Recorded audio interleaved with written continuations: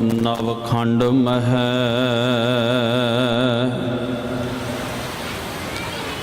जोत स्वरूपी रहियो पर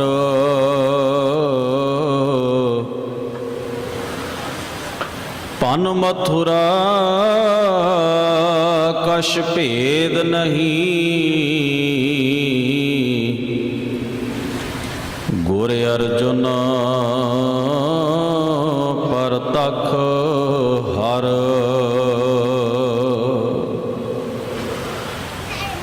राग आसा महला पंजवा घर 13वां एक ओंकार सतगुर प्रसाद। सतगुर बचन तुम्हारे निर्गुण निस्तारे रहा। महाबिखादी दुष्ट अपवादी ते पुनीत संगार। जन्म पवंते नरक पड़ंते तिनके कुल उधार। कोई ना जाने मन से प्रगट हर द्वारे। कवन उपमा देऊं कवन वडाई नानक खिन खिनवार।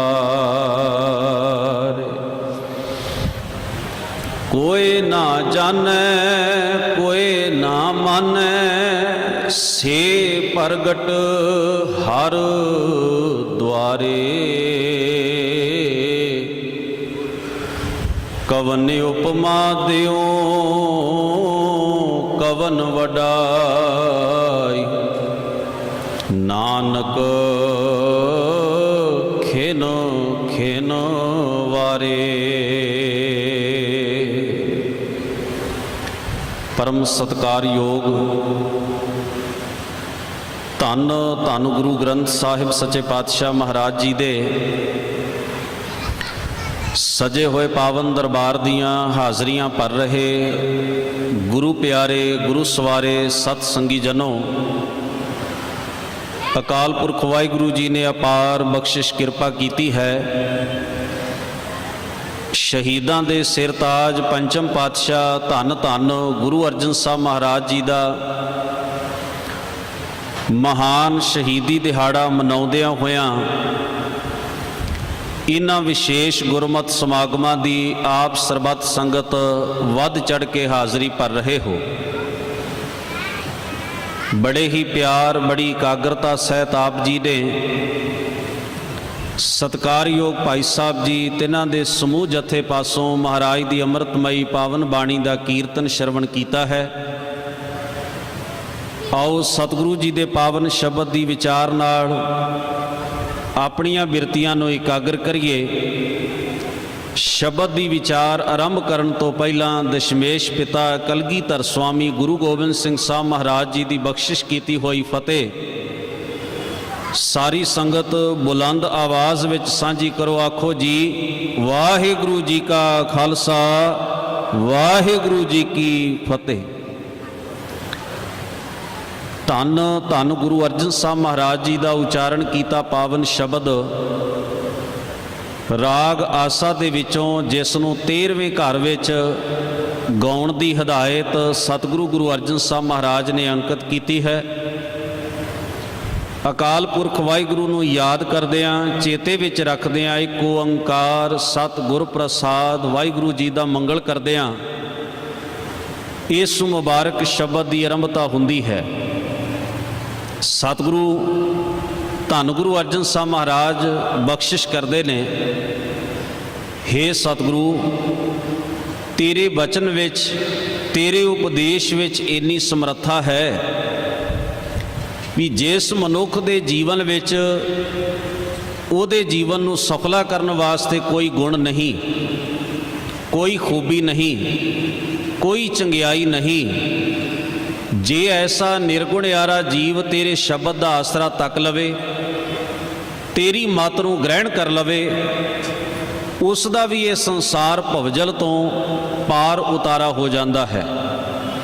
ਗੁਰੂ ਅਰਜਨ ਸਾਹਿਬ ਮਹਾਰਾਜ ਨੇ ਫਰਮਾਇਆ, ਸਤਿਗੁਰ ਬਚਨ ਤੁਮਹਾਰੇ ਨਿਰਗੁਣ ਨਿਸਤਾਰੇ। ਧੰਨ ਧੰਨ ਸਤਿਗੁਰੂ ਗੁਰੂ ਨਾਨਕ ਮਹਾਰਾਜ ਸੱਚੇ ਪਾਤਸ਼ਾਹ ਨੂੰ ਸਿੱਧਾਂ ਦੇ ਇਸ ਪ੍ਰਸ਼ਨ ਨੇ, ਜਿਸ ਵਿੱਚ ਉਹਨਾਂ ਨੇ ਜ਼ਿਕਰ ਕੀਤਾ ਕਿ ਹੇ ਗੁਰੂ ਨਾਨਕ ਮਹਾਰਾਜ, ਸੰਸਾਰ ਦੇ ਜਿੰਨੇ ਵੀ ਮਤ ਮਤਾਂਦਰ ਨੇ ਉਹ ਕਿਸੇ ਨਾ ਕਿਸੇ ਨੂੰ ਆਪਣਾ ਆਗੂ ਮੰਨ ਕੇ ਤੁਰਦੇ ਹਨ।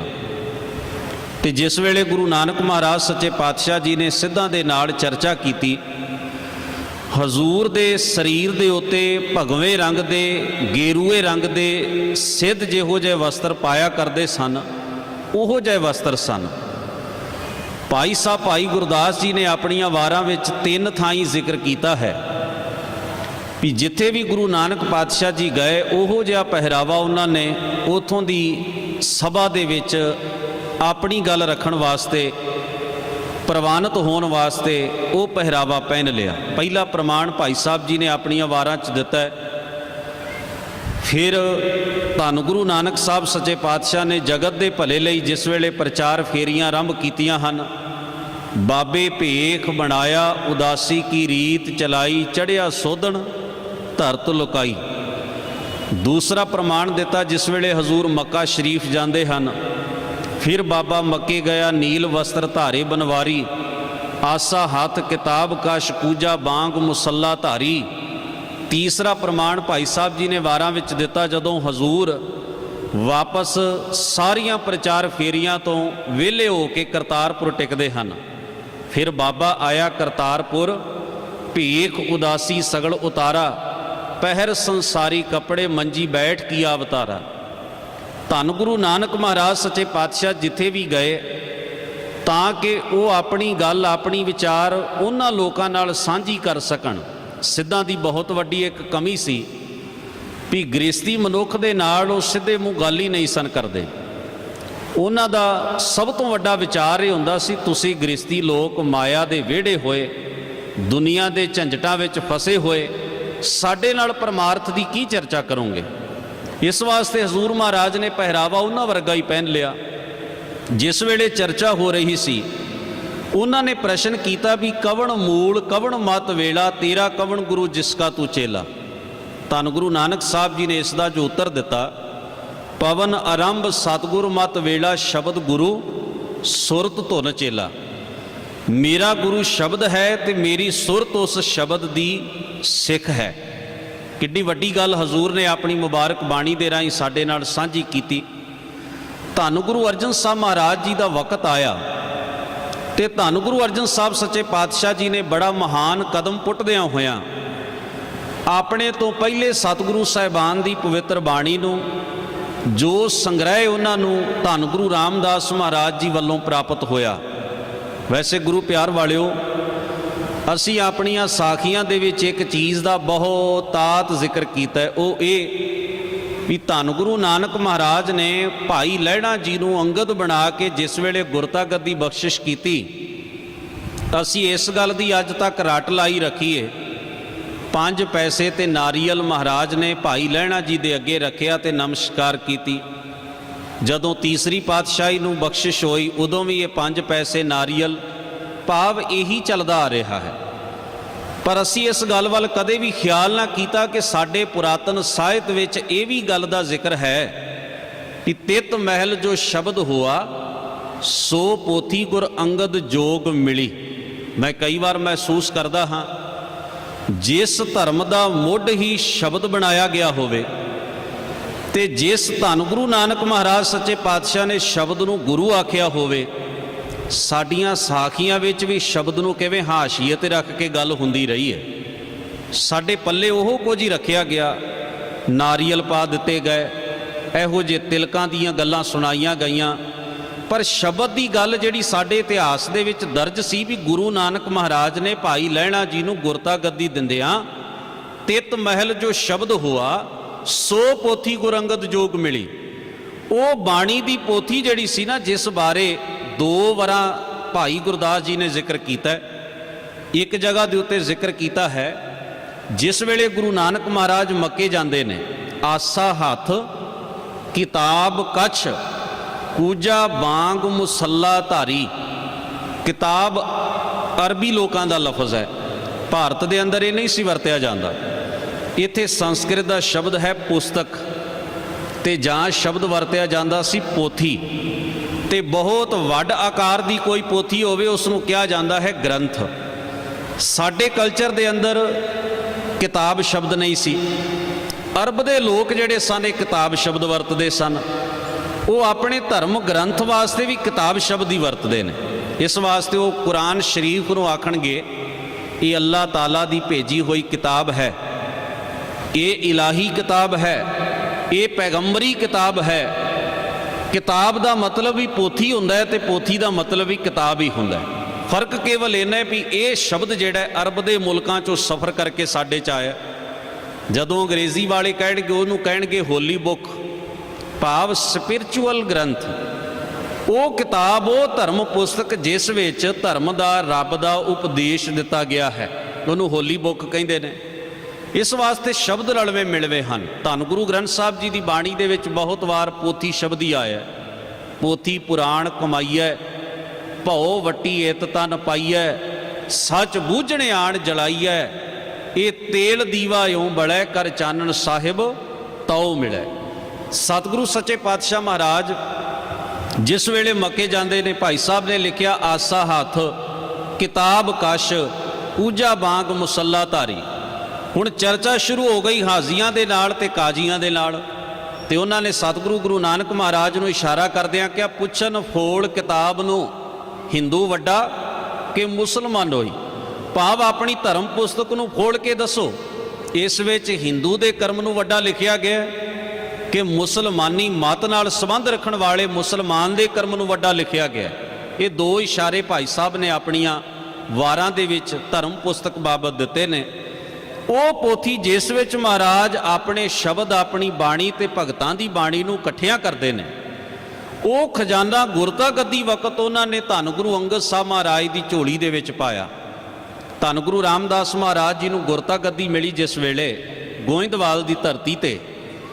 रामकली राग दे सद बाणी दे अंदर इस गल का प्रमाण है। रामदास सोढ़ी तिलक दिया, केड़ा तिलक? गुर शब्द सच निशान जियो।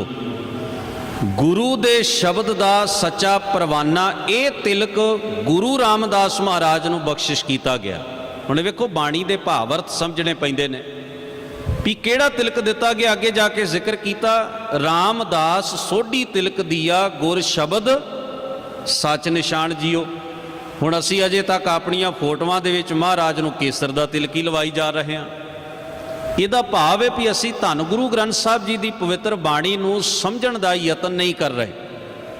धन गुरु ग्रंथ साहब सच्चे पातशाह जी की पवित्र बाणी दे विच तिलक किनूं आख्या गया? तिलक करनी होए, करनी नूं तिलक आख्या गया। करनी कमाई ही तेरा तिलक है। हुण जे असी धन गुरु ग्रंथ साहब जी के बचन ध्यान नाल पढ़ीए, इन्हां नूं समझण की कोशिश करिए ते खिमा करना फिर साडे मन अंदर ये ख्याल उठेगा किन्नी चतुराई नाल वख-वख किस्म दियां फोटोआं, तस्वीरां ते साखियां घड़ के सिख नूं गुरु दे शब्द दे सिद्धांत नालों परे लिजा के खड़ा कर दिता गया। किन्नी दूर जाके असी खलो गए। गरीब नवाज धन गुरु अर्जन साहब सच्चे पातशाह ने महान कदम चुकिया। उन्होंने सारी बाणी का संग्रह भावें वो भगत साहिबाना दी है, भट्ट साहिबाना दी है, गुर सिखां दी है, पहले गुरु साहिबान की तो अपनी है। भाई गुरदास जी नूं लिखारी ला के वो बाणी रामसर के अस्थान के उत्ते संपादन की। एक बेनती करदिआं, धन गुरु ग्रंथ साहब महाराज के 2 संपादक गुरु ने, एक धन गुरु अर्जन साहब ते दूसरे धन गुरु गोबिंद सिंह साहब। ਜਿਨ੍ਹਾਂ ਨੇ ਬਾਅਦ ਵਿੱਚ 9ਵੇਂ ਪਾਤਸ਼ਾਹ ਦੀ ਬਾਣੀ ਨੂੰ ਇਸ ਮਹਾਨ ਗ੍ਰੰਥ ਦੇ ਵਿੱਚ ਬਾ ਤਰਤੀਬ ਰਾਗਬੱਧ ਢੰਗ ਨਾਲ ਦਰਜ ਕਰਕੇ ਇਹਨੂੰ ਸੰਪੂਰਨਤਾ ਬਖਸ਼ਿਸ਼ ਕਰ ਦਿੱਤੀ। ਹੁਣ ਸਤਿਗੁਰੂ ਸੱਚੇ ਪਾਤਸ਼ਾਹ ਗੁਰੂ ਗ੍ਰੰਥ ਸਾਹਿਬ ਦੇ 2 ਸੰਪਾਦਕ ਨੇ ਇਤਿਹਾਸ ਵਿੱਚ। ਧੰਨ ਗੁਰੂ ਅਰਜਨ ਸਾਹਿਬ ਨੇ ਸਭ ਤੋਂ ਪਹਿਲਾਂ ਇਹਨੂੰ ਸੰਪਾਦਿਤ ਕੀਤਾ ਹੈ, ਫਿਰ ਗੁਰੂ ਗੋਬਿੰਦ ਸਿੰਘ ਸਾਹਿਬ ਨੇ ਦਮਦਮਾ ਸਾਹਿਬ ਦੇ ਅਸਥਾਨ ਤੇ ਇਸ ਨੂੰ ਸੰਪਾਦਿਤ ਕੀਤਾ ਹੈ। ਅਗਲੀ ਗੱਲ, ਜਿਸ ਵੇਲੇ ਭਾਈ ਸਾਹਿਬ ਜੀ ਨੇ ਸਾਰੇ ਉਤਾਰੇ ਕਰਕੇ ਗੁਰੂ ਸਾਹਿਬ ਦੀ ਹਦਾਇਤ ਨਾਲ ਇਹ ਗ੍ਰੰਥ ਸੰਪੂਰਨ ਕਰ ਦਿੱਤਾ, ਦਰਬਾਰ ਸਾਹਿਬ ਜਿਸ ਵੇਲੇ ਬਣਾਇਆ ਧੰਨ ਗੁਰੂ ਅਰਜਨ ਸਾਹਿਬ ਮਹਾਰਾਜ ਨੇ ਇੱਕ ਦਿਨ ਵੀ ਉਸ ਵਿੱਚ ਧੰਨ ਗੁਰੂ ਅਰਜਨ ਸਾਹਿਬ ਨੇ ਆਪਣਾ ਦਰਬਾਰ ਨਹੀਂ ਸੀ ਸਜਾਇਆ। ਸਾਡੇ ਵਰਗੇ ਬੰਦਿਆਂ ਦੇ ਮਨਾਂ ਅੰਦਰ ਬੜੇ ਸ਼ੰਕੇ ਪੈਦਾ ਹੋਏ, ਇਹ ਗੁਰੂ ਮਹਾਰਾਜ ਨੇ ਜਿਹੜਾ ਦਰਬਾਰ ਬਣਾਇਆ ਇਸ ਵਿੱਚ ਸਤਿਗੁਰੂ ਆਪ ਨਹੀਂ ਬੈਠੇ, ਕੀ ਕਾਰਨ ਹੋ ਸਕਦਾ ਹੈ? ਉਸ ਦਿਨ ਸਾਰਿਆਂ ਦੇ ਸ਼ੰਕੇ ਦੂਰ ਹੋ ਗਏ ਜਿਸ ਦਿਨ ਧੰਨ ਗੁਰੂ ਅਰਜਨ ਸਾਹਿਬ ਮਹਾਰਾਜ ਨੇ 1 ਸਤੰਬਰ 1604 ਈਸਵੀ ਨੂੰ ਪੋਥੀ ਸਾਹਿਬ ਦਾ ਪ੍ਰਕਾਸ਼ ਦਰਬਾਰ ਸਾਹਿਬ ਵਿੱਚ ਕਰ ਦਿੱਤਾ। ਇਹ ਇੱਕ ਪ੍ਰਮਾਣ ਹੈ ਵੀ ਸਿੱਖਾ ਆਪਣੇ ਹਿਰਦੇ ਰੂਪੀ ਮੰਦਰ ਦੇ ਅੰਦਰ ਵੀ ਤੂੰ ਇਸੇ ਤਰ੍ਹਾਂ ਸ਼ਬਦ ਦਾ ਪ੍ਰਕਾਸ਼ ਕਰਨਾ ਹੈ। ਇੱਥੇ ਤੂੰ ਕਿਸੇ ਦੇਹ ਦਾ ਆਸਣ ਨਹੀਂ ਲੱਗਣ ਦੇਣਾ, ਕਿਸੇ ਸਰੀਰ ਦਾ ਆਸਣ ਨਹੀਂ ਲੱਗਣ ਦੇਣਾ, ਕਿਸੇ ਮੂਰਤੀ ਨੂੰ ਹਿਰਦੇ ਦੇ ਅੰਦਰ ਸਥਾਪਿਤ ਨਹੀਂ ਕਰਕੇ ਬੈਠਣਾ। ਤੇਰੇ ਹਿਰਦੇ ਦੇ ਮੰਦਰ ਅੰਦਰ ਵੀ ਕੇਵਲ ਤੇ ਕੇਵਲ ਗੁਰੂ ਦੇ ਸ਼ਬਦ ਦਾ ਹੀ ਪ੍ਰਕਾਸ਼ ਹੋਣਾ ਚਾਹੀਦਾ।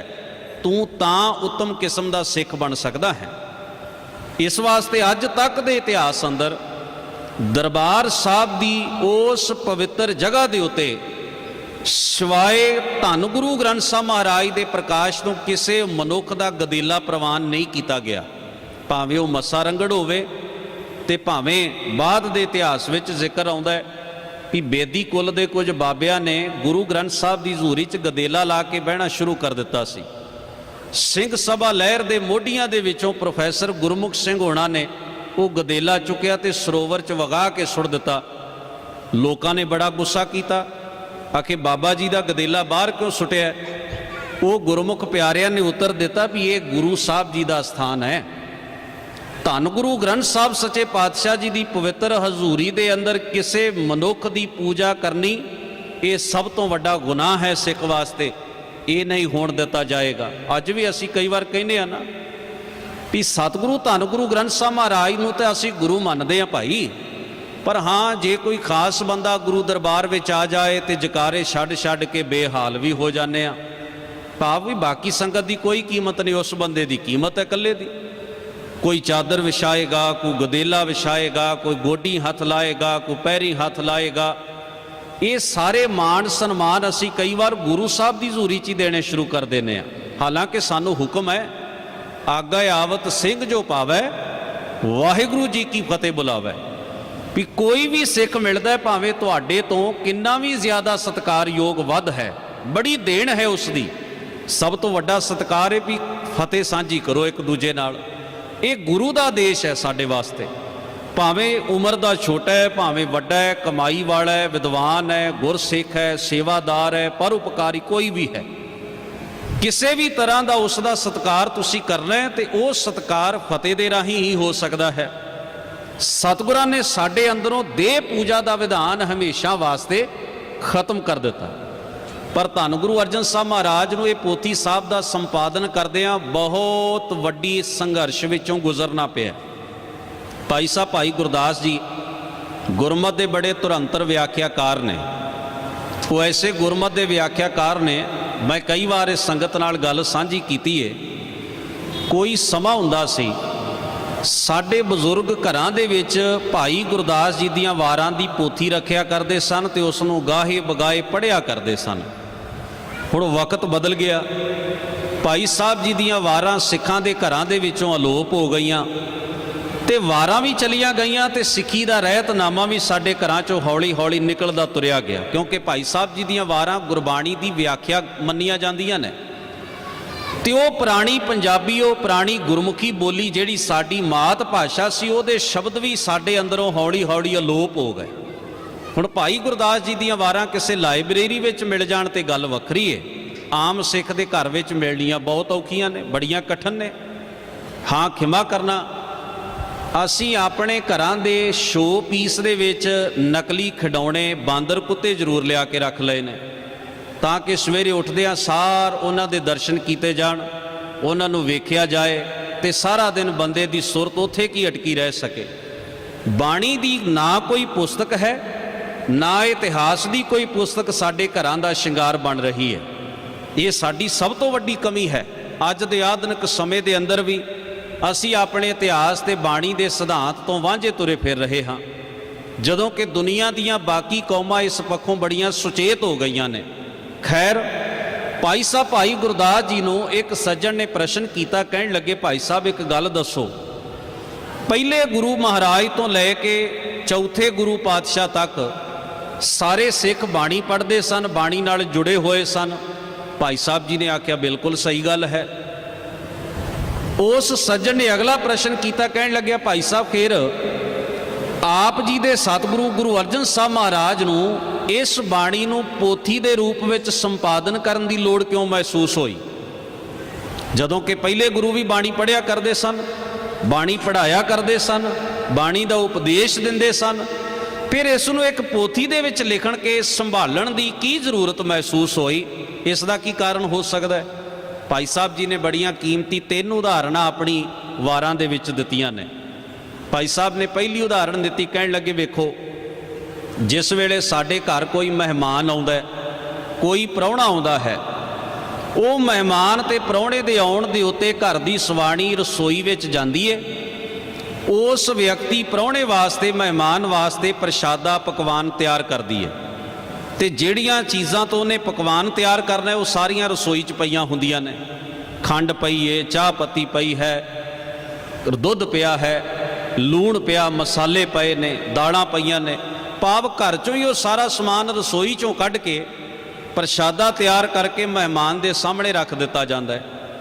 ਦੂਸਰੀ ਉਦਾਹਰਣ ਵਿੱਚ ਭਾਈ ਸਾਹਿਬ ਜੀ ਨੇ ਜ਼ਿਕਰ ਕੀਤਾ, ਕਹਿਣ ਲੱਗੇ, ਜਿਵੇਂ ਕਿਸੇ ਦੇ ਘਰ ਵਿੱਚ ਵਿਆਹ ਹੁੰਦਾ ਹੈ ਤੇ ਵਿਆਹ ਵਾਲੇ ਦਿਨ ਸਾਰਾ ਸਮਾਨ ਨਹੀਂ ਲਿਆਂਦਾ ਜਾਂਦਾ, ਹੌਲੀ ਹੌਲੀ ਕਈ ਦਿਨ ਪਹਿਲੋਂ ਬੰਦਾ ਸ਼ੁਰੂ ਕਰ ਦਿੰਦਾ ਹੈ, ਸਾਰਾ ਸਮਾਨ ਲਿਆ ਕੇ ਆਪਣੇ ਘਰ 'ਚ ਜਮ੍ਹਾਂ ਕਰ ਲੈਂਦਾ।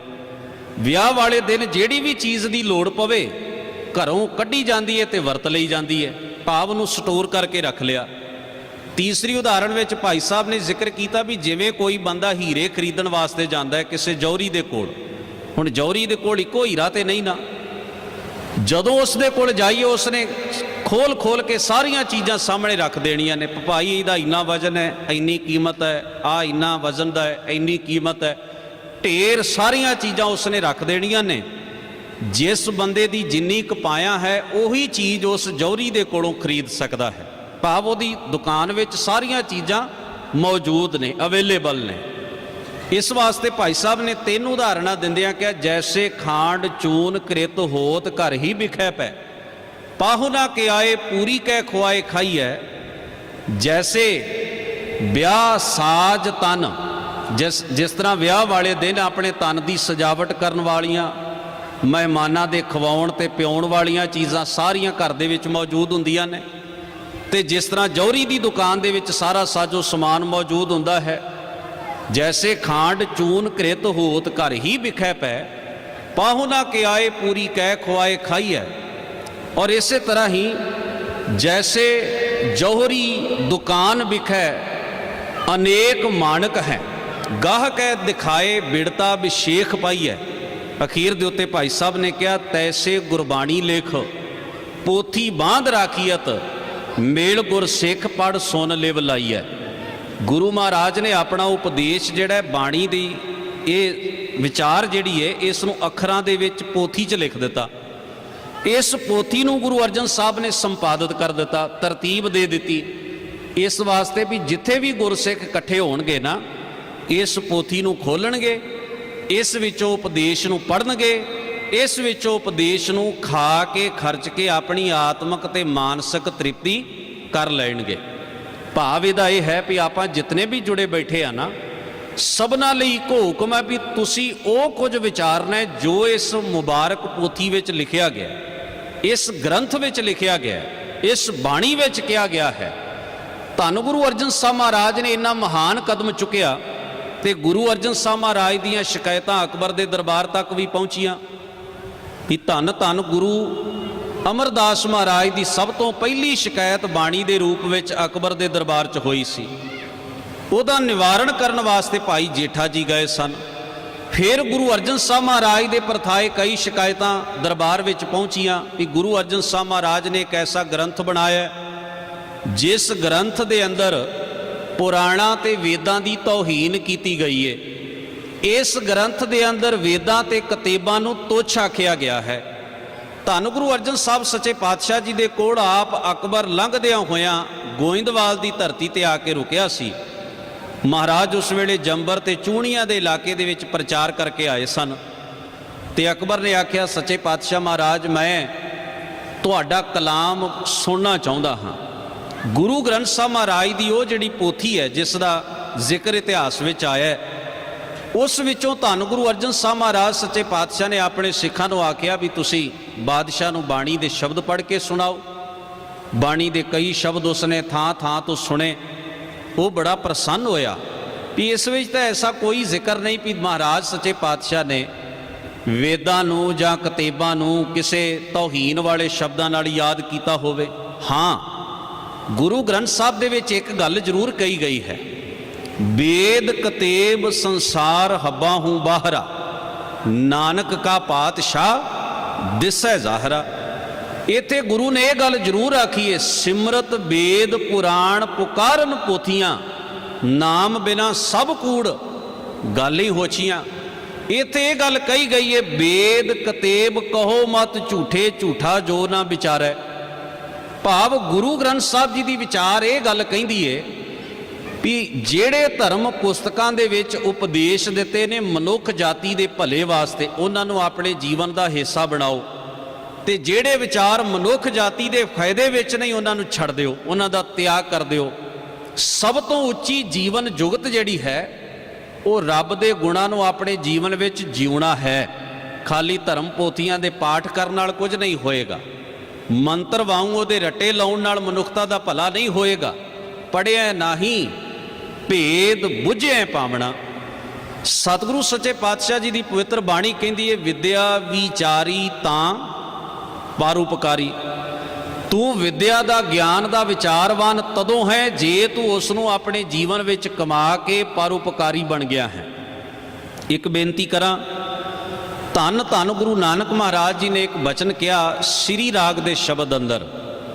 ਉਸ ਬਚਨ ਵਿੱਚ ਹਜ਼ੂਰ ਨੇ ਆਖਿਆ ਵੀ ਕੋਈ ਕਿਸਾਨ ਜਿਹੜਾ ਹੈ ਉਹ ਬੜਾ ਸਾਫ ਸੁਥਰਾ ਸੁਧਰਿਆ ਹੋਇਆ ਬੀਜ ਲਿਆਉਂਦਾ ਹੈ ਆਪਣੀ ਜ਼ਮੀਨ ਦੇ ਵਿੱਚ ਬੀਜਣ ਵਾਸਤੇ, ਤੇ ਤਿੰਨ ਚੀਜ਼ਾਂ ਦਾ ਉਹ ਖਿਆਲ ਰੱਖਦਾ ਹੈ।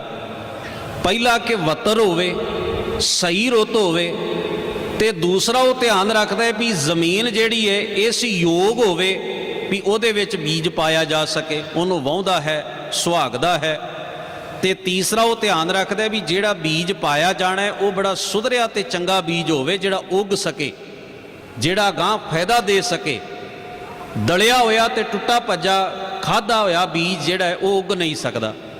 ਸਤਿਗੁਰੂ ਸੱਚੇ ਪਾਤਸ਼ਾਹ ਮਹਾਰਾਜ ਨੇ ਜੋ ਬਾਣੀ ਦੇ ਅੰਦਰ ਜ਼ਿਕਰ ਕੀਤਾ ਹੈ ਉਹ ਹੈ, ਹੋਏ ਕਿਰਸਾਨ ਈਮਾਨ ਜਮਾਏ ਲੈ। ਭਰੋਸਾ ਵੀ ਤੇਰਾ ਜਿਹੜਾ ਕਿਸਾਨ ਵਰਗਾ ਹੋਣਾ ਚਾਹੀਦਾ ਹੈ, ਸ਼ਬਦ ਦੀ ਕਮਾਈ ਕਰਦਿਆਂ ਹੋਇਆਂ ਕਿਸਾਨ ਵਰਗਾ ਭਰੋਸਾ। ਇਹ ਗੱਲਾਂ ਜਿਸ ਵੇਲੇ ਗੁਰੂ ਪਾਤਸ਼ਾਹ ਨੇ ਕਹੀਆਂ, ਹੁਣ ਮੈਂ ਕਈ ਵਾਰ ਸੋਚਦਾ ਹਾਂ, ਇੱਕ ਕਿਸਾਨ ਨਾ ਬੜਾ ਮਹਿੰਗਾ ਬੀਜ ਯੂਨੀਵਰਸਿਟੀ ਦੇ ਵਿੱਚੋਂ ਲੈ ਕੇ ਆਇਆ, ਜਿਹੜਾ ਡੱਬਾ ਬੰਦ ਸੀ, ਪੈਕ ਕੀਤਾ ਹੋਇਆ। ਉਹਨੇ ਆਪਣੇ ਘਰ ਦੇ ਵਿੱਚ ਲਿਆ ਕੇ ਸੋਹਣੀ ਅੰਗੀਠੀ ਦੇ ਉੱਤੇ ਰੱਖ ਦਿੱਤਾ। ਹੁਣ ਜਿਹੜਾ ਵੀ ਕੋਈ ਆਇਆ ਕਰੇ ਨਾ ਉਸ ਨੂੰ ਵਿਖਾਇਆ ਕਰੇ, 2-2.5 ਹਜ਼ਾਰ ਰੁਪਏ ਕਿਲੋ ਬੀਜ ਆਇਆ, ਇੰਨਾ ਮਹਿੰਗਾ ਹੈ। ਇਹਦੇ ਬਾਰੇ ਯੂਨੀਵਰਸਿਟੀਆਂ ਦੇ ਖੇਤੀ ਵਿਭਾਗ ਦੇ ਮਾਹਰ ਜਿਹੜੇ ਨੇ ਆਹ ਗੱਲਾਂ ਕਹਿੰਦੇ ਨੇ, ਨਾਲ ਉਹਨਾਂ ਦੀਆਂ ਉਹ ਕੋਟੇਸ਼ਨਾਂ ਦਿਆ ਕਰੇ। ਇਸ ਤਰ੍ਹਾਂ ਕਰਦਿਆਂ ਨਾ ਵੱਤਰ ਲੰਘ ਗਿਆ, ਫਸਲ ਬੀਜਣ ਦਾ ਸਮਾਂ ਵੀ ਲੰਘ ਗਿਆ, ਜ਼ਮੀਨ ਵੀ ਉਸੇ ਤਰ੍ਹਾਂ ਪਈ ਰਹੀ। ਉਹ ਜਿਹੜਾ ਵੀ ਆਵੇ ਉਹਦੀ ਵਡਿਆਈ ਕਰਕੇ ਦੱਸਿਆ ਕਰੇ, ਬੀਜ ਬੜਾ ਮਹਿੰਗਾ ਹੈ, ਇਹਦੇ ਬਾਰੇ ਖੇਤੀ ਮਾਹਰਾਂ ਨੇ ਆਹ ਰਾਏ ਦਿੱਤੀ ਹੈ, ਇਹ ਬਹੁਤ ਜ਼ਿਆਦਾ ਲਾਭ ਦਿੰਦਾ ਹੈ ਕਿਸਾਨ ਨੂੰ।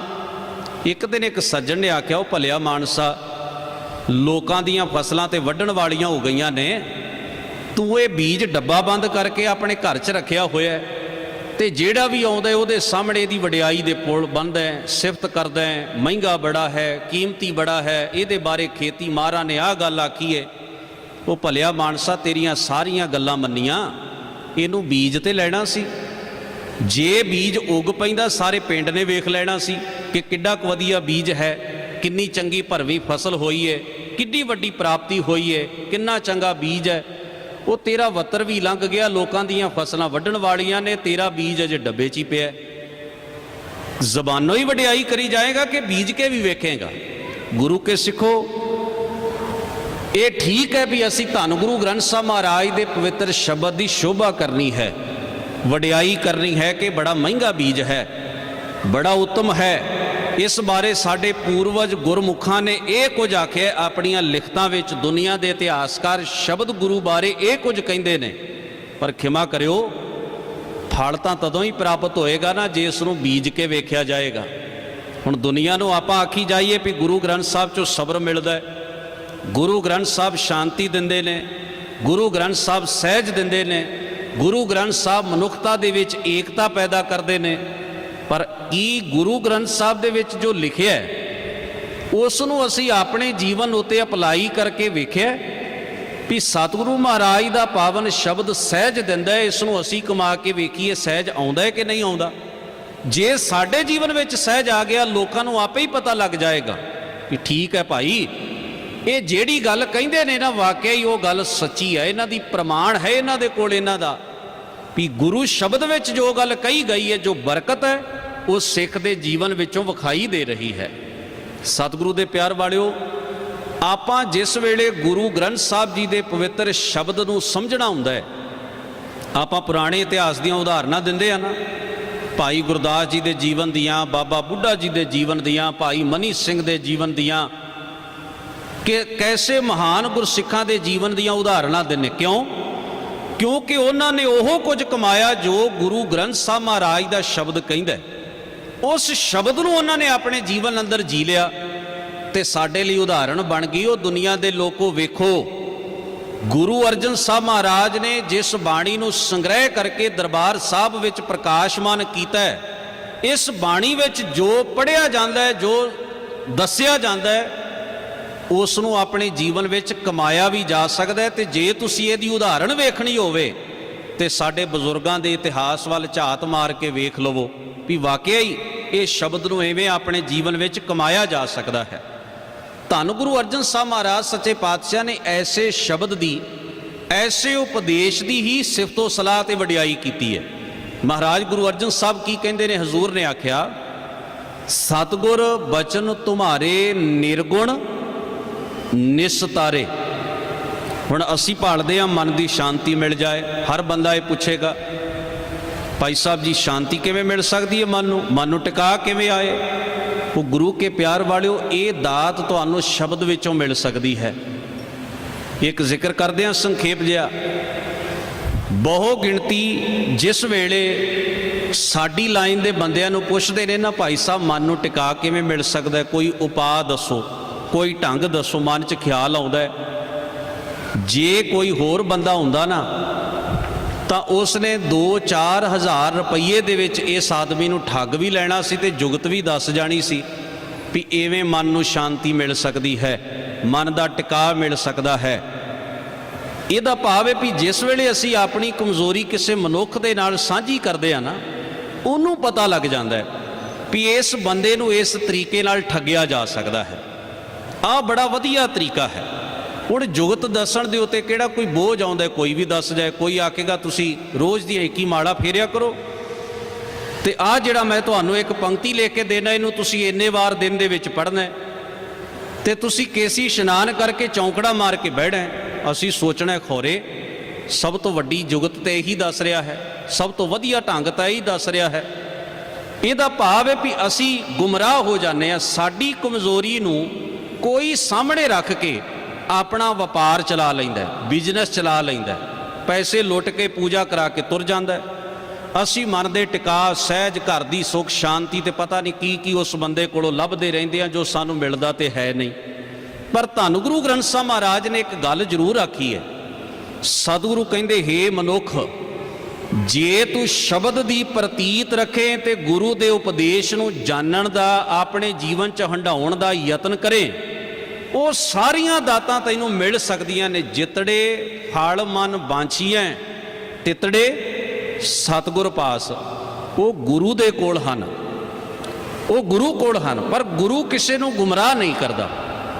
ਗੁਰੂ ਸਾਨੂੰ ਗੁੰਮਰਾਹ ਹੋਇਆਂ ਨੂੰ ਸਿੱਧੇ ਰਸਤੇ ਪਾਉਂਦਾ। ਭਾਈ ਸਾਹਿਬ ਪ੍ਰਮਾਣ ਗਾ ਕੇ ਗਏ ਨੇ, ਭੂਲੇ ਮਾਰਗ ਜਿਨ੍ਹੇ ਬਤਾਇਆ, ਐਸਾ ਗੁਰ ਵੱਡ ਭਾਗੀ ਪਾਇਆ। ਸਿਮਰ ਮਨਾ ਰਾਮ ਨਾਮ ਚਿਤਾਰੇ, ਬਸ ਰਹੇ ਹਿਰਦੈ ਗੁਰ ਚਰਨ ਪਿਆਰੇ। ਸੰਖੇਪ ਵਿੱਚ ਹੋਰ ਜ਼ਿਕਰ ਕਰਦਾ ਹਾਂ। ਧੰਨ ਗੁਰੂ ਅਰਜਨ ਸਾਹਿਬ ਜੀ ਦਾ ਜੀਵਨ ਪੜ੍ਹ ਕੇ ਵੇਖੀਏ। ਮਹਾਰਾਜ ਨੇ ਆਪਣੇ ਜੀਵਨ ਕਾਲ ਦੇ ਅੰਦਰ ਇਹ ਕਠਿਨਾਈ ਨੂੰ ਹੰਢਾਇਆ ਹੈ। ਉਹ ਕਠਿਨਾਈ ਕੀ ਹੈ ਵੀ ਧੰਨ ਗੁਰੂ ਅਰਜਨ ਸਾਹਿਬ ਮਹਾਰਾਜ ਅੰਮ੍ਰਿਤਸਰ ਦੀ ਧਰਤੀ ਤੇ ਸਨ। ਮਸੰਦਾਂ ਨੇ ਤੇ ਬਾਬਾ ਪਿਰਥੀ ਚੰਦ ਦੇ ਝੋਲੀ ਚੁੱਕਾਂ ਨੇ ਪਹਿਰੇ ਲਾ ਦਿੱਤੇ ਅੰਮ੍ਰਿਤਸਰ ਤੋਂ ਬਾਹਰ। ਜਿਹੜੀ ਵੀ ਸੰਗਤ ਆਏ ਉਹਦੇ ਕੋਲੋਂ ਭੇਟਾ ਲੈ ਲਿਆ ਕਰਨ ਤੇ ਲੰਗਰ ਛਕਣ ਵਾਸਤੇ ਉਹਨਾਂ ਨੂੰ ਗੁਰੂ ਦਰਬਾਰ 'ਚ ਭੇਜ ਦਿਆ ਕਰਨ। ਭਾਈ ਸਾਹਿਬ ਭਾਈ ਗੁਰਦਾਸ ਜੀ ਆਗਰੇ ਤੋਂ ਆਏ ਧਰਮ ਪ੍ਰਚਾਰ ਕਰਕੇ, ਲੰਗਰ ਵਿੱਚ ਪ੍ਰਸ਼ਾਦਾ ਛਕਣ ਜਾ ਬੈਠੇ। ਕੋਧਰੇ ਦਾ ਸੁੱਕਾ ਪ੍ਰਸ਼ਾਦਾ ਜਿਹੜਾ ਸੀ ਉਹਨਾਂ ਦੇ ਹੱਥ ਦੇ ਉੱਤੇ ਰੱਖ ਦਿੱਤਾ। ਭਾਈ ਸਾਹਿਬ ਜੀ ਨੇ ਵੇਖਿਆ ਵੀ ਕੀ ਗੱਲ, ਲੰਗਰ ਪ੍ਰਸ਼ਾਦਾ ਤਿਆਰ ਨਹੀਂ, ਜਿਹੜੀ ਸੰਗਤ ਆਉਂਦੀ ਉਹਨੂੰ ਰੁੱਖਾ ਮੇਸਾ ਹੀ ਛਕਾਇਆ ਜਾ ਰਿਹਾ। ਕਾਰਨ ਕੀ ਹੋ ਸਕਦਾ ਹੈ? ਧੰਨ ਗੁਰੂ ਅਰਜਨ ਸਾਹਿਬ ਮਹਾਰਾਜ ਦੇ ਦਰਸ਼ਨ ਕੀਤੇ ਤੇ ਪੁੱਛਿਆ, ਮਹਾਰਾਜ ਕੀ ਗੱਲ ਹੈ? ਗੁਰੂ ਕੇ ਲੰਗਰ ਦੀ ਇੰਨੀ ਬਿਹਤਰੀ ਹੈ ਪਰ ਅੱਜ ਕੇਵਲ ਮਿੱਠੇ ਪ੍ਰਸ਼ਾਦੇ ਮਿੱਸੇ ਪ੍ਰਸ਼ਾਦੇ ਛਕਾ ਕੇ ਗੁਜ਼ਾਰਾ ਕੀਤਾ ਜਾ ਰਿਹਾ। ਪਤਾ ਲੱਗਿਆ ਮਸੰਦਾਂ ਨੇ ਗੁਰੂ ਅਰਜਨ ਸਾਹਿਬ ਮਹਾਰਾਜ ਵੱਲ ਆਉਣ ਵਾਲੇ ਹਰ ਰਸਤੇ ਦੇ ਉੱਤੇ ਨਾਕੇ ਲਾਏ ਹੋਏ ਨੇ। ਉਹਨੂੰ ਨਾਕਾਬੰਦੀ ਦਾ ਨਾਮ ਦਿੱਤਾ ਗਿਆ ਇਤਿਹਾਸ ਦੇ ਅੰਦਰ। ਵੀ ਮਸੰਦ ਉਹਨਾਂ ਕੋਲੋਂ ਭੇਟਾਵਾਂ ਲੈ ਲੈਂਦੇ ਗੁੰਮਰਾਹ ਕਰਕੇ ਦੂਰੋਂ ਆਉਣ ਵਾਲੀਆਂ ਸੰਗਤਾਂ ਕੋਲੋਂ, ਤੇ ਉਹਨਾਂ ਨੂੰ ਕਹਿਣਾ ਤੁਸੀਂ ਚੱਲੋ, ਤੁਹਾਡੀ ਭੇਟਾ ਗੁਰੂ ਦਰਬਾਰ ਦੇ ਵਿੱਚ ਪਹੁੰਚਾ ਦਿੱਤੀ ਜਾਏਗੀ। ਹੁਣ ਮਸਲਾ ਤੇ ਸਾਰਾ ਮਾਇਆ ਦਾ ਸੀ, ਮਸਲਾ ਤੇ ਸਾਰੇ ਦਾ ਸਾਰਾ ਆਪਣੀ ਪੂਜਾ ਕਰਵਾਉਣ ਦਾ ਸੀ। ਮੈਂ ਇਤਿਹਾਸ ਦੀ ਉਸ ਘਟਨਾ ਨੂੰ ਪੜ੍ਹਦਾ ਤੇ ਮੈਨੂੰ ਚੇਤਾ ਆ ਜਾਂਦਾ ਹੈ, ਧੰਨ ਗੁਰੂ ਗ੍ਰੰਥ ਸਾਹਿਬ ਸੱਚੇ ਪਾਤਸ਼ਾਹ ਦੇ ਇਰਦ ਗਿਰਦ ਅੱਜ ਵੀ ਬਹੁਤ ਸਖਤ ਮਸੰਦਾਂ ਨੇ ਨਾਕਾਬੰਦੀ ਕਰ ਰੱਖੀ ਹੈ। ਗੁਰੂ ਗ੍ਰੰਥ ਸਾਹਿਬ ਮਹਾਰਾਜ ਤੱਕ ਪਹੁੰਚਣ ਦੇ ਸਾਰੇ ਰਸਤੇ ਸਾਡੇ ਲਈ ਬੰਦ ਕੀਤੇ ਜਾ ਰਹੇ ਨੇ। ਹੁਣ ਤੁਸੀਂ ਆਖੋਗੇ ਇਹ ਕਿਹੋ ਜਿਹੀ ਗੱਲ ਹੋਈ? ਕੋਈ ਬੈਠਾ ਹੋਇਆ ਲੱਤਾਂ ਲਮਕਾ ਕੇ ਕਿ ਮੇਰੇ ਗੋਡੀ ਹੱਥ ਲਾਓ ਆਸ਼ੀਰਵਾਦ ਦੇ ਦਿਆਂਗਾ, ਸਾਡਾ ਉੱਥੋਂ ਹੀ ਸਰ ਜਾਂਦਾ ਹੈ। ਸ਼ਬਦ ਤੱਕ ਕੌਣ ਪਹੁੰਚੇ ਜੀ? ਕਿਸੇ ਨੇ ਆਪਣੇ ਘਰ ਦੇ ਅੰਦਰ ਬਾਬੇ ਦੀ ਫੋਟੋ ਲਾ ਰੱਖੀ ਏ, ਉਹਦੇ ਨਾਸੀ ਧੂੰ ਦੇ ਕੇ ਸਵੇਰੇ ਆਪਣਾ ਕੰਮ ਪੂਰਾ ਕਰ ਲੈਂਦਾ ਵੀ ਬਾਬਾ ਜੀ ਖੁਸ਼ ਹੋ ਗਏ।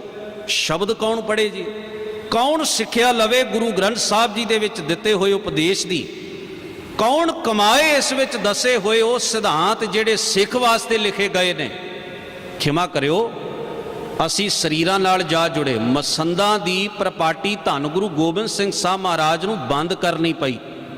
ਮੈਂ ਇਤਿਹਾਸ ਨੂੰ ਪੜ੍ਹਿਆ ਵੀ ਮਸੰਦ ਇਹੋ ਜਿਹਾ ਕੀ ਕਰਦੇ ਸਨ, ਮਹਾਰਾਜ ਨੇ ਇਹਨਾਂ ਨੂੰ ਹਮੇਸ਼ਾ ਵਾਸਤੇ ਇਹਨਾਂ ਦੀ ਪ੍ਰਥਾ ਬੰਦ ਕਰ ਦਿੱਤੀ।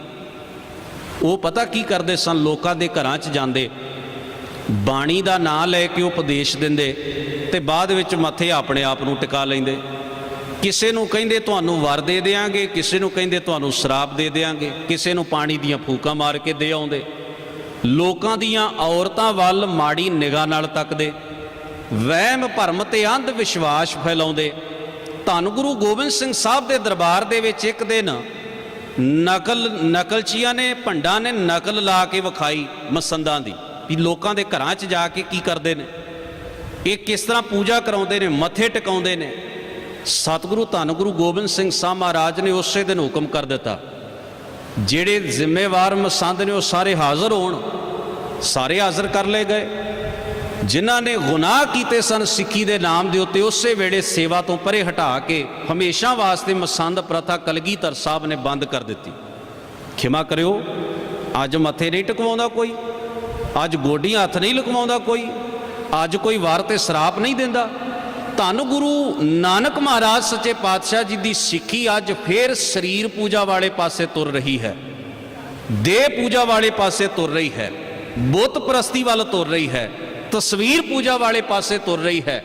ਇਹ ਸਾਰੀਆਂ ਗੱਲਾਂ ਸ਼ਬਦ ਦੀ ਪ੍ਰਤੀਤ ਨੂੰ ਸਿੱਖ ਦੀ ਸੁਰਤ ਦੇ ਵਿੱਚੋਂ ਖਾਰਜ ਕਰਦੀਆਂ ਨੇ, ਖਤਮ ਕਰਦੀਆਂ ਨੇ।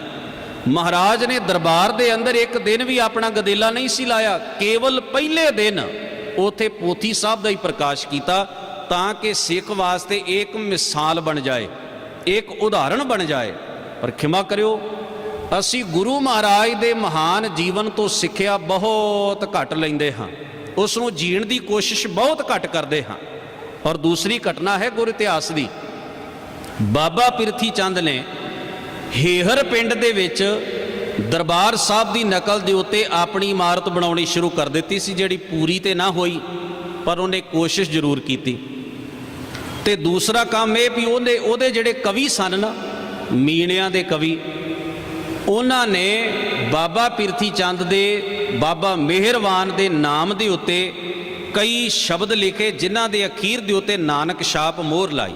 भाव गुरु की बाणी की नकल ते बाणी भी लिख लई ते गुरु दरबार की नकल ते गुरु दरबार भी बना लिया। सारे काम पूरे तय करके रखे हुए सन। पर जैसा कि गुरु ग्रंथ साहब जी के पवित्र उपदेश विच कहा गया ना, कूड़ ने खुटे नानका ओड़क सच रही, भी ओड़क तो सच ही रहने, झूठ बहुता समा नहीं चल सकता।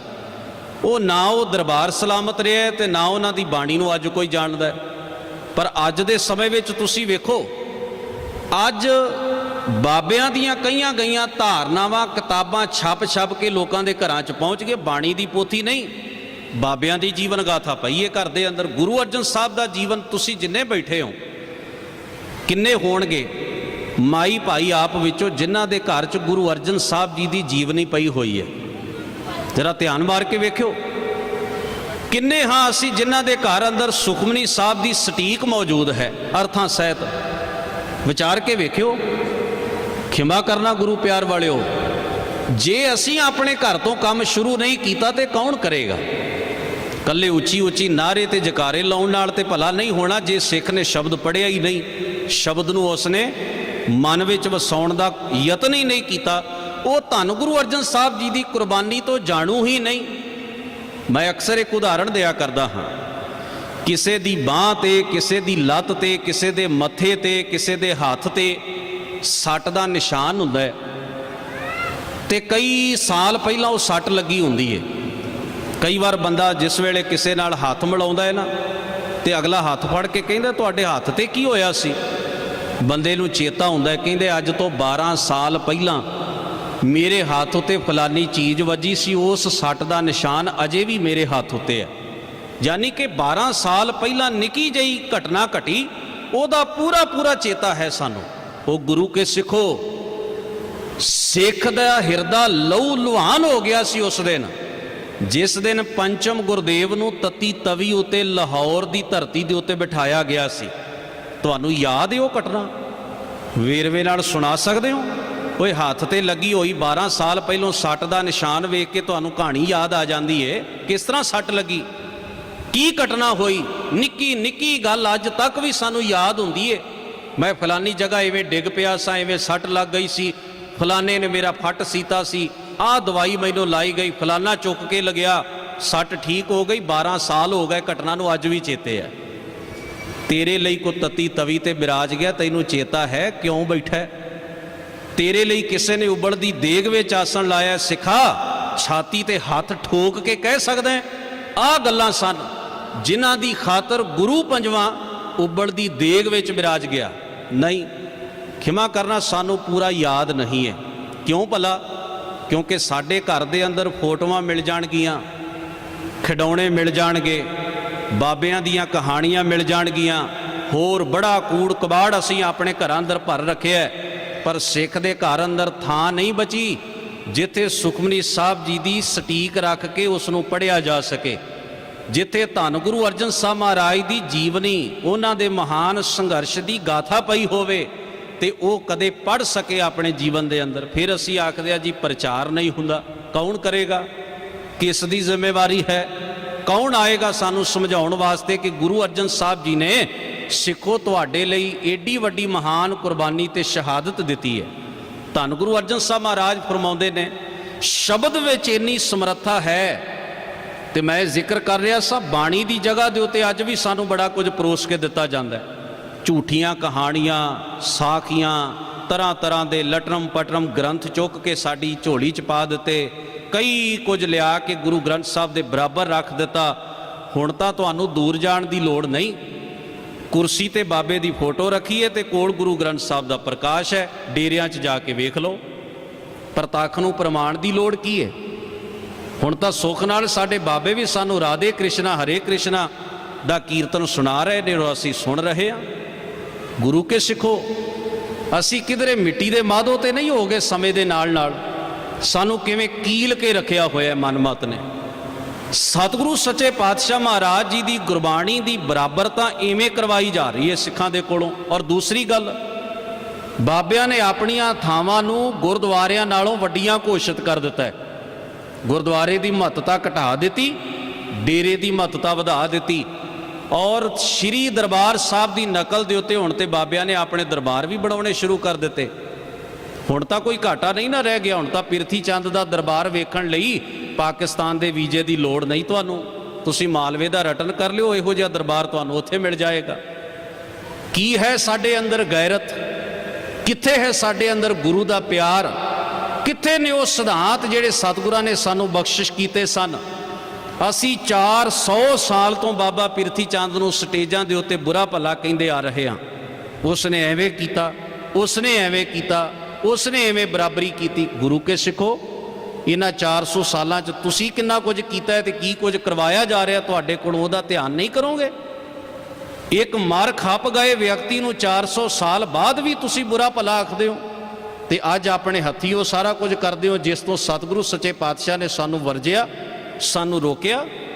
ਗਰੀਬ ਨਵਾਜ ਮਹਾਰਾਜ ਕਹਿੰਦੇ ਮਹਾ ਬਿਖਾਦੀ, ਬਿਖਾਦ ਕਹਿੰਦੇ ਨੇ ਝਗੜਾਲੂ ਸੁਭਾਅ ਦੇ ਮਨੁੱਖ ਜਿਨ੍ਹਾਂ ਨੂੰ ਸੱਚ ਚੰਗਾ ਨਾ ਲੱਗੇ, ਦੁਸ਼ਟ ਅਪਵਾਦੀ, ਕਠੋਰ ਦਿਲ ਵਾਲੇ ਤੇ ਕੌੜੇ ਕਸੈੜੇ ਬੋਲ ਕਹਿਣ ਵਾਲੇ, ਝੂਠੇ ਬੋਲ ਕਹਿਣ ਵਾਲੇ ਤੇ ਪੁਨੀਤ ਸੰਗਾਰੇ, ਇਹੋ ਜਿਹੇ ਸੁਭਾਅ ਦੇ ਮਨੁੱਖ ਵੀ ਗੁਰੂ ਦੇ ਸ਼ਬਦ ਨਾਲ ਜੁੜ ਕੇ ਪਵਿੱਤਰ ਜੀਵਨ ਵਾਲੇ ਹੋ ਜਾਂਦੇ ਹਨ। ਜਨਮ ਭਵੰਤੇ, ਜਿਹੜੇ ਕਈ ਬਿਰਤੀਆਂ ਤੇ ਕਈ ਜੂਨਾਂ ਤੇ ਕਈ ਜਨਮਾਂ ਦੇ ਵਿੱਚ ਭਟਕ ਰਹੇ ਹਨ। ਨਰਕ ਪੜੰਤੇ, ਜਿਹੜੇ ਵਿਕਾਰਾਂ ਦੇ ਨਰਕ ਭੋਗ ਰਹੇ ਹਨ। ਜਿਤਨੇ ਨਰਕ ਸੇ ਮਨਮੁਖ ਭੋਗੇ, ਗੁਰਮੁਖ ਲੇਪ ਨਾ ਮਾਸਾ ਹੈ। ਸਤਿਗੁਰੂ ਸੱਚੇ ਪਾਤਸ਼ਾਹ ਕਹਿੰਦੇ ਜਨਮ ਭਵੰਤੇ ਨਰਕ ਪੜੰਤੇ, ਅੱਗੇ ਜਾ ਕੇ ਆਖਿਆ ਤਿਨਕੇ ਕੁਲ ਉਧਾਰੇ। ਗੁਰੂ ਦੇ ਸ਼ਬਦ ਨਾਲ ਜੁੜਨ ਕਰਕੇ ਉਹਨਾਂ ਦੀਆਂ ਕੁੱਲਾਂ ਭਾਵ ਉਹਨਾਂ ਦੇ ਪਰਿਵਾਰ, ਅੰਗੀ ਸੰਗੀ ਜਿਤਨੇ ਵੀ ਨਿਕਟ ਵਰਤੀ ਨੇ, ਜਿਹੜੇ ਵੀ ਉਹਨਾਂ ਦੇ ਗੁਣਾਂ ਨਾਲ ਸੰਗਤ ਨਾਲ ਸਾਂਝ ਬਣਾਉਂਦੇ, ਉਹਨਾਂ ਦਾ ਵੀ ਭਲਾ ਹੋ ਜਾਂਦਾ ਹੈ। ਫਿਰ ਤੀਸਰੀ ਪੰਕਤੀ ਵਿੱਚ ਆਖਿਆ ਕੋਏ ਨਾ ਜਾਣੈ, ਜਿਨ੍ਹਾਂ ਨੂੰ ਕੋਈ ਸੰਸਾਰ ਵਿੱਚ ਜਾਣਦਾ ਨਹੀਂ, ਭਾਵ ਜਿਨ੍ਹਾਂ ਦੇ ਪੱਲੇ ਕੋਈ ਗੁਣ ਨਹੀਂ, ਕੋਈ ਚੰਗਿਆਈ ਨਹੀਂ, ਕੋਈ ਪਛਾਣ ਨਹੀਂ। ਕੋਏ ਨਾ ਮੰਨੈ, ਜਿਨ੍ਹਾਂ ਨੂੰ ਕੋਈ ਚੰਗਾ ਇਨਸਾਨ ਮੰਨਣ ਲਈ ਵੀ ਤਿਆਰ ਨਹੀਂ, ਜਿਨ੍ਹਾਂ ਨੂੰ ਕੋਈ ਮਾਣ ਦੇਣ ਵਾਸਤੇ ਰਾਜੀ ਨਹੀਂ। ਸੇ ਪ੍ਰਗਟ ਹਰ ਦੁਆਰੇ, ਉਹ ਅਕਾਲ ਪੁਰਖ ਦੇ ਦਰ ਦੇ ਉੱਤੇ ਪ੍ਰਵਾਨ ਚੜ ਜਾਂਦੇ ਹਨ, ਮੰਨੇ ਜਾਂਦੇ ਹਨ। ਸਤਿਗੁਰੂ ਸੱਚੇ ਪਾਤਸ਼ਾਹ ਅਖੀਰ ਦੀ ਪੰਕਤੀ ਵਿੱਚ ਫਰਮਾਉਂਦੇ ਨੇ ਕਵਨ ਉਪਮਾ ਦਿਓ। ਉਪਮਾ ਦਾ ਅਰਥ ਹੁੰਦਾ ਤੁਲਨਾ ਕਰਨੀ ਕਿਸੇ ਚੀਜ਼ ਨਾਲ। ਕੋਈ ਬਹੁਤ ਕੀਮਤੀ ਚੀਜ਼ ਹੈ, ਉਹਨੂੰ ਦੂਸਰੀ ਚੀਜ਼ ਨਾਲ ਤੁਲਨਾ ਕਰ ਦੇਣੀ। ਹੀ ਅਕਾਲ ਪੁਰਖ ਵਾਹਿਗੁਰੂ, ਗੁਰੂ ਦੇ ਇਸ ਪਵਿੱਤਰ ਸ਼ਬਦ ਦੀ ਮੈਂ ਕਿਹੜੀ ਚੀਜ਼ ਨਾਲ ਤੁਲਨਾ ਕਰਾਂ? ਇਸ ਸ਼ਬਦ ਦੀ ਕਿਹਦੇ ਨਾਲ ਉਪਮਾ ਕਰਾਂ? ਕਵਨ ਉਪਮਾ ਦਿਓ, ਕਵਨ ਵਡਾਈ, ਮੈਂ ਕਿਹੜੇ ਬੋਲ ਬੋਲਾਂ ਜਿਹਦੇ ਨਾਲ ਸ਼ਬਦ ਦੀ ਮਹਾਨ ਮਹਿਮਾ ਕਥੀ ਜਾ ਸਕੇ। ਮੇਰੇ ਕੋਲ ਬੋਲ ਨਹੀਂ ਹਨ, ਮੇਰੇ ਕੋਲ ਐਸੇ ਲਫ਼ਾਜ਼ ਨਹੀਂ, ਸ਼ਬਦ ਨਹੀਂ। ਕਵਨ ਉਪਮਾ ਦਿਓ, ਕਵਨ ਵਡਾਈ, ਨਾਨਕ ਖਿਨ ਖਿਨ ਵਾਰੇ। ਨਾਨਕ ਖਿਨ ਖਿਨ, ਅੱਖ ਭਲਕਣ ਝਮਕਣ ਜਿੰਨੇ ਸਮੇਂ ਵਿੱਚ ਬਾਰ-ਬਾਰ ਬਾਰੰਬਾਰ ਇਸ ਸ਼ਬਦ ਦੀ ਮਹਾਨ ਵਡਿਆਈ ਤੇ ਮਹਿਮਾ ਤੋਂ ਸਦਕੇ ਜਾਂਦਾ ਹੈ, ਕੁਰਬਾਨ ਜਾਂਦਾ ਹੈ।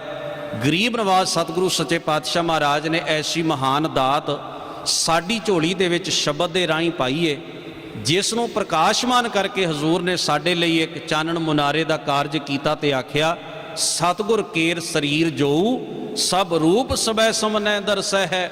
ਗ੍ਰੰਥ ਹਿਰਦਾ ਗੁਰ ਕਾਏ ਜਾਨੋ, ਉੱਤਮ ਹੈ ਸਭ ਕਾਲ ਰਹਿ ਹੈ। ਮੇਰੋ ਸਰੂਪ ਤੇ ਜਾਂ ਤੇ ਹੈ ਦੀਰਘ, ਸਾਹਿਬ ਜਾਨ ਅਦਾਇਬ ਕਹਿ। ਇਹ ਮੇਰੇ ਸਰੀਰ ਨਾਲੋਂ ਜ਼ਿਆਦੀ ਮਹੱਤਤਾ ਰੱਖਦਾ ਹੈ। ਇਸ ਨੂੰ ਮੰਨਣਾ, ਇਸ ਨੂੰ ਜੀਣਾ, ਇਸ ਨੂੰ ਕਮਾਉਣਾ, ਤੁਹਾਡੇ ਜੀਵਨ ਦੇ ਅੰਦਰ ਗੁਰੂ ਦੀ ਮੱਤ ਆਪ ਪ੍ਰਵੇਸ਼ ਕਰ ਜਾਏਗੀ। ਐਸੇ ਗੁਰਸਿੱਖਾਂ ਬਾਰੇ ਹੀ ਆਖਿਆ ਗੁਰਸਿੱਖਾਂ ਅੰਦਰ ਸਤਿਗੁਰ ਵਰਤੈ, ਜੋ ਸਿੱਖਾਂ ਨੂੰ ਲੋੜੈ ਸੋ ਗੁਰ ਖੁਸ਼ੀ ਆਵੈ। ਗੁਰੂ ਮਹਾਰਾਜ ਰਹਿਮਤ ਕਿਰਪਾ ਬਖਸ਼ਿਸ਼ ਕਰਨ। ਜਿਸ ਸ਼ਬਦ ਦੀ ਦਾਤ ਹਜ਼ੂਰ ਗੁਰੂ ਨਾਨਕ ਦੇ ਘਰ ਨੇ ਸਾਨੂੰ ਬਖਸ਼ੀਏ, ਉਸ ਸ਼ਬਦ ਦੇ ਉੱਤੇ ਅਸੀਂ ਪੂਰਨ ਪ੍ਰਤੀਤ ਸਜਾ ਕੇ ਟਿਕਾ ਕੇ ਸ਼ਬਦ ਦੀ ਮਹਿਮਾ ਆਪਣੇ ਜੀਵਨ ਵਿੱਚ ਵਸਾ ਸਕੀਏ। ਇਹ ਜੀਵਨ ਸਾਨੂੰ ਪ੍ਰਾਪਤ ਹੋਵੇ। ਹੋਈਆਂ ਭੁੱਲਾਂ ਚੁੱਕਾਂ ਦੀ ਖਿਮਾ ਧੰਨ ਗੁਰੂ ਗ੍ਰੰਥ ਸਾਹਿਬ ਮਹਾਰਾਜ ਜੀ ਬਖਸ਼ਣ। ਸਭਨਾਂ ਦਾ ਬਹੁਤ ਬਹੁਤ ਧੰਨਵਾਦ ਹੈ। ਬੜੇ ਅਦਬ ਸਹਿਤ ਗੁਰੂ ਫਤਿਹ ਪ੍ਰਵਾਨ ਕਰੋ।